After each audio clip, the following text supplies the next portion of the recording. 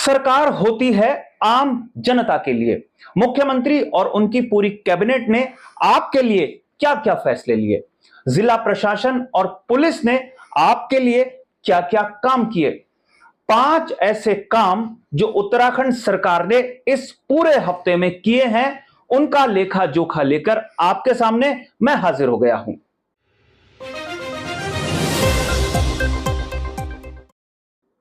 नमस्कार, मैं हूं मनमोहन भट्ट। इस हफ्ते की शुरुआत हुई मुख्यमंत्री पुष्कर सिंह धामी के जन्म दिवस के दिन। युवा संकल्प दिवस के रूप में मुख्यमंत्री पुष्कर सिंह धामी का जन्म दिवस मनाया गया। मुख्यमंत्री पुष्कर सिंह धामी को प्रदेश की जनता क्या गिफ्ट देती? मुख्यमंत्री पुष्कर सिंह धामी ने अपने प्रदेश की जनता को अपने जन्मदिन के मौके पर एक गिफ्ट दिया। गिफ्ट था उच्च हिमालयी क्षेत्र में रहने वाले 11.5 लाख उपभोक्ताओं को, जो लोग बिजली का इस्तेमाल करते हैं। जाहिर सी बात है, अब बिजली घर घर पहुंच गई है। ऐसे 11.5 लाख उपभोक्ता जो पहाड़ी क्षेत्रों में रहते हैं, जिनका बिल 100 यूनिट तक आता है, उनका बिजली का बिल 50% माफ कर दिया जाएगा। यानी मुख्यमंत्री पुष्कर सिंह धामी ने अपने बर्थडे के दिन जनता को गिफ्ट दिया। अब जन्मदिन प्रदेश के मुखिया का था, तो राज्य सरकार की भी एक जिम्मेदारी थी कि वो मुख्यमंत्री को कोई गिफ्ट दे। गिफ्ट दिया उत्तराखंड पुलिस ने। उसी पुलिस ने जो लगातार निशाने पर थी, विपक्ष के भी और अपनी ही पार्टी के नेताओं के भी। दो पूर्व मुख्यमंत्री हरीश रावत और त्रिवेंद्र सिंह रावत उत्तराखंड पुलिस की कार्यशैली पर सवालिया निशान खड़े कर चुके थे। पुलिस को भी अपनी साख बचानी थी। हरिद्वार में एक ज्वेलरी शॉप में लूट हो चुकी थी। इससे पहले देहरादून में भी एक लूट को अंजाम दिया जा चुका था और पुलिस के हाथ खाली थे। इसलिए पुलिस को कुछ करना था। पुलिस जाल बुन रही थी कि कैसे शिकंजे में अपराधियों को फंसाया जाए। जिन लोगों ने लूट की है, उनको कैसे गिरफ्तार किया जाए। हरिद्वार पुलिस ने एक पूरा ऑपरेशन चलाया और उत्तराखंड के बाहर भी दबिश देने की कोशिश की। एक व्यक्ति इस पूरे काम में पुलिस के हत्थे चढ़ गया। बाइक बिना नंबर की चढ़ाते हुए वो आगे बढ़ रहा था और हरिद्वार में पुलिस ने जब उनका पीछा किया तो एक फायर पुलिस की तरफ झोंका गया। इस तरीके का दावा, इस तरीके का औपचारिक बयान पुलिस की तरफ से आया है और जवाबी फायरिंग में एक अपराधी की मौत हो गई जो ज्वेलरी लूट में शामिल था। एक जो उसका साथी था वो भाग गया और उसके साथ एक और व्यक्ति इस गिरोह में जो शामिल था, उसकी भी तलाश पुलिस को थी। और 16 सितंबर यानी मुख्यमंत्री पुष्कर सिंह धामी के जन्म दिवस के मौके पर पुलिस ने लॉ एंड ऑर्डर को सुधारने का बड़ा गिफ्ट मुख्यमंत्री पुष्कर सिंह धामी को दिया है। वैसे आपको बता दें कि 15 साल पहले एक एनकाउंटर, रणवीर एनकाउंटर देहरादून में हुआ था। उस एनकाउंटर के फर्जी होने के बाद उत्तराखंड पुलिस काफी बैकफुट पर आ गई थी और शायद इसी का फायदा उठाकर उत्तराखंड में कानून व्यवस्था ध्वस्त हो गई थी और अब पुलिस ने सख्ती दिखानी शुरू कर दी है। उत्तराखंड के डीजीपी अभिनव कुमार हैं। उन्होंने कहा कि पुलिस के पास न बंदूक की कमी है और न गोली की, यानी साफ चेतावनी है कि अगर कानून व्यवस्था को बिगाड़ा जाएगा तो पुलिस सख्त एक्शन ले सकती है। तो आपको पता चल गया होगा कि उत्तराखंड के मुखिया पुष्कर सिंह धामी ने क्या गिफ्ट जनता को दिया और उत्तराखंड पुलिस ने क्या गिफ्ट बर्थडे के मौके पर मुख्यमंत्री पुष्कर सिंह धामी को दिया। अब बारी जिला प्रशासन की थी। देहरादून के नए जिलाधिकारी हैं सविन बंसल। कुछ हफ्ते पहले ही उन्होंने चार्ज लिया है और सविन बंसल लगातार अपनी कार्यशैली से जनता को राहत देने की कोशिश कर रहे हैं। कभी वो बाइक पर ट्रैफिक का मुआयना करने के लिए निकलते हैं, हालांकि पूरा काफिला चलता है। ट्रैफिक प्लान क्या बना और क्या सुधरा ये तो बाद में ही पता चलेगा, लेकिन मुआयना उन्होंने किया। इसके बाद उन्होंने एक छापेमारी की उपभोक्ता बनकर, ग्राहक बनकर शराब की दुकानों पर। शराब ओवर रेटिंग, यानी जो शराब की कीमत सरकार ने निर्धारित की है उससे ज्यादा वसूली आम शराब की दुकान पर होती है। यह शिकायत लगातार सरकार को, सरकारी अधिकारियों को मिलती रहती है, लेकिन इस पर कोई एक्शन हुआ नहीं और छापेमारी करने के लिए खुद जिलाधिकारी सविन बंसल पहुंच गए। जब उनको गड़बड़ी मिली तो उन्होंने कई दुकानों में जुर्माना लगा दिया और जब यह जानकारी कमिश्नर को, आबकारी आयुक्त को मिली तो उन्होंने भी अपनी तरफ से जुर्माने लगाए कई दुकानों पर और ऐसी खबर भी आ रही है कि कुछ के लाइसेंस रद्द हो गए।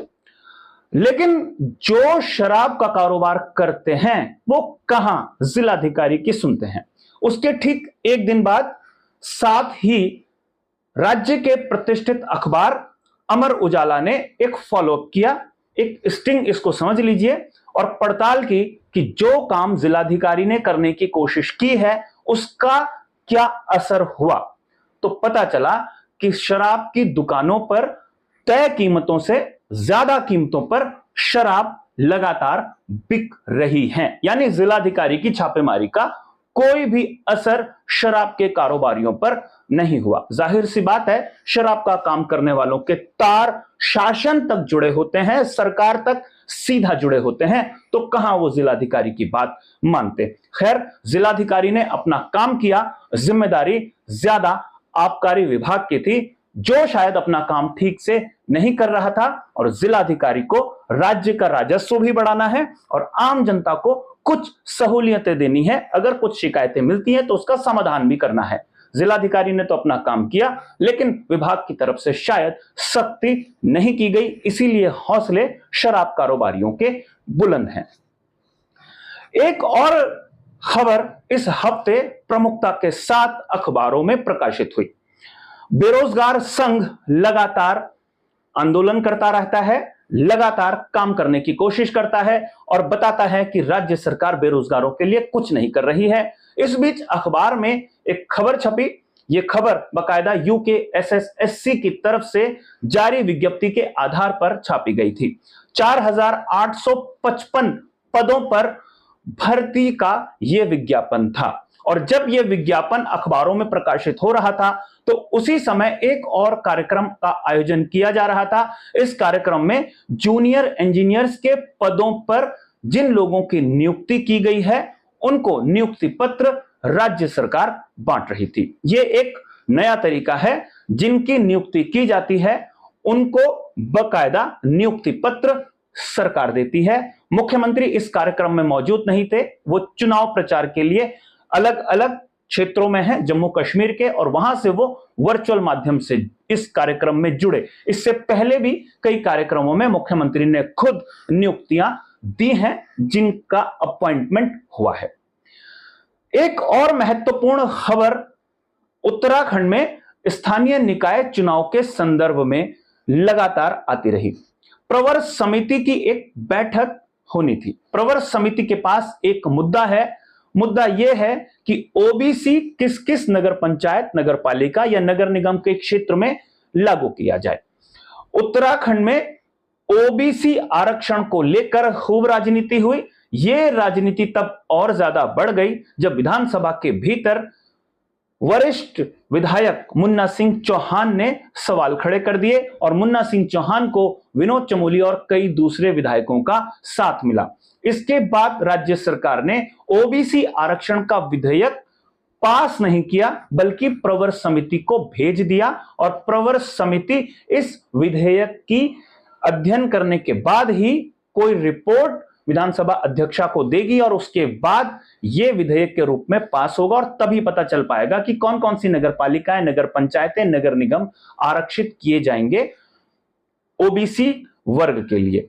लेकिन इस प्रवर समिति में मुन्ना सिंह चौहान पहुंचे थे, खजानदास पहुंचे थे, इसमें विनोद चमोली भी पहुंचे थे, लेकिन कांग्रेस के दो वरिष्ठ विधायक हरीश धामी और ममता राकेश नहीं पहुंचे थे।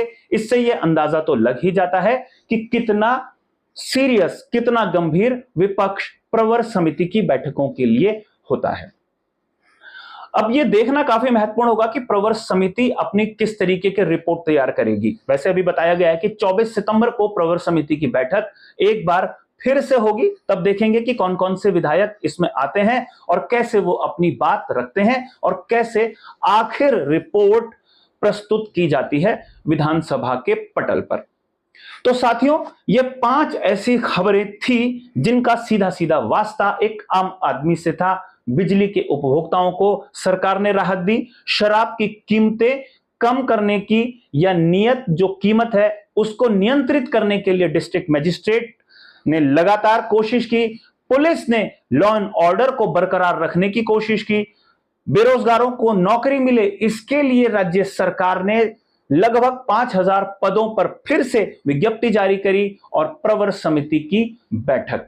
आपको अपने मतलब की खबर इनमें से कौन सी लगी हमें जरूर बताइएगा। यह जरूर बताइएगा कि किस तरीके की खबरें आप और देखना चाहते हैं। हम हर हफ्ते कोशिश करेंगे कि राज्य सरकार जो महत्वपूर्ण निर्णय आपके लिए ले रही है, क्या वाकई में उन निर्णयों का, उन फैसलों का प्रभाव आप पर पड़ रहा है या वो राजनीतिक फैसले हैं। अभी के लिए साथियों इतना ही। अगली रिपोर्ट में आपसे फिर मुलाकात होगी, तब तक इजाजत दीजिए। नमस्कार।